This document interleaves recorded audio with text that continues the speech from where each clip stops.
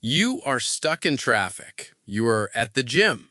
You are doing dishes. Yet, for many, that English improvement still feels out of reach. But what if the solution is right there in your pocket?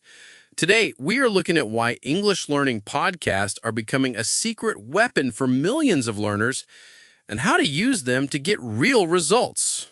I am Lexi from LexiEnglish, and we help people move from basic to advanced English with confidence. Today, we're diving into what I consider one of the most underrated learning tools available, English learning podcasts. By the end of this conversation, you'll understand exactly what makes podcasts so effective, which types work best for your level, and how to structure your listening routine for maximum improvement. That sounds incredibly practical. We often hear about listening, but applying it effectively is another story. So, where do we start with the fundamental reasons why podcasts are such a powerful tool for language acquisition? It all comes down to the science of how your brain learns languages. There are three key mechanisms at play: exposure, repetition, and context. Podcasts hit all three of them. First, there's exposure. When you listen to native speakers in natural conversations, your brain automatically absorbs pronunciation patterns, intonation, and rhythm. This is implicit learning. You're learning without even actively trying. So, it's almost like osmosis, where you're just soaking it in subconsciously. But what about retaining that information? That is where repetition typically comes in, right? Precisely. Repetition is the second key. You can listen to the same podcast episode multiple times. The first time, you might catch 40% of the content. The second time, maybe 60%. By the third time, you're picking up nuances you missed before. This spaced repetition is scientifically proven to lock information into long-term memory. It's far more effective than just a single listen. That makes sense, but often individual words can feel disconnected without knowing how they fit into a real conversation. How do podcasts help with that? That's the third mechanism, context. Unlike flashcards that teach words in isolation, podcasts teach you words in real situations. You hear how native speakers actually use English, the pauses, the filler words, the natural flow. This context makes the language stick in a way rote memorization simply cannot. So they are not just teaching you vocabulary, but how to deploy it naturally.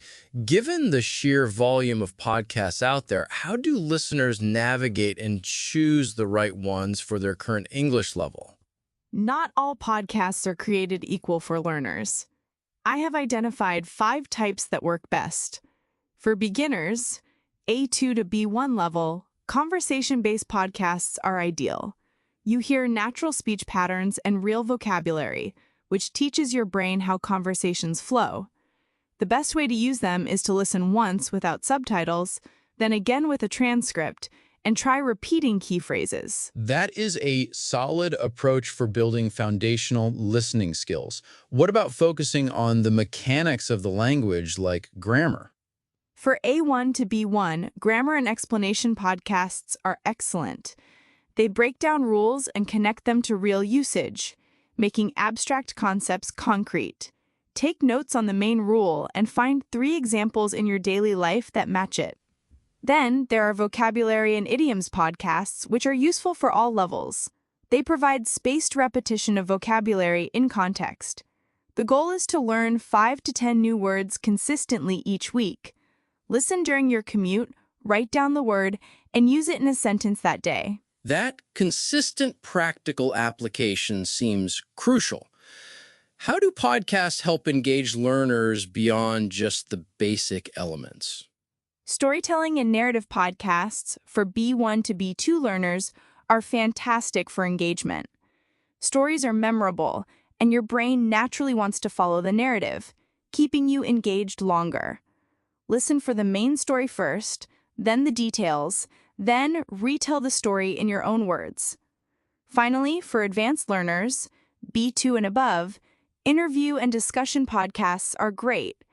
You hear diverse accents and educated native speakers discussing complex topics. Listen once, identify 5 new words, research them, and then listen again to fully grasp the conversation.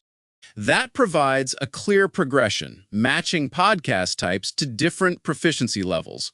Now, for listeners ready to dive in, what is the practical action plan?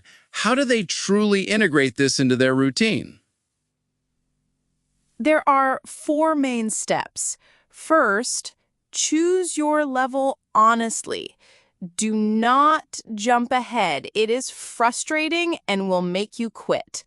Second, commit to 15 to 20 minutes daily. Consistency really beats intensity here. Third is what I call the 3-listen method. Listen 1, no subtitles. Listen 2, with the transcript. Listen 3, without the transcript again, to really gauge your improvement and pick up everything. And fourth, take active notes. Write down 3 new words, 1 pronunciation pattern, and 1 sentence you want to remember. Get out there, put your headphones on, and start listening. That is a very structured, actionable plan. It moves beyond just passively listening to actively engaging with the material. Thank you, Lexi from LexiEnglish, for breaking down how English learning podcasts can be such a powerful tool. If this discussion resonated with you, consider sharing this episode with someone who is looking to boost their English skills.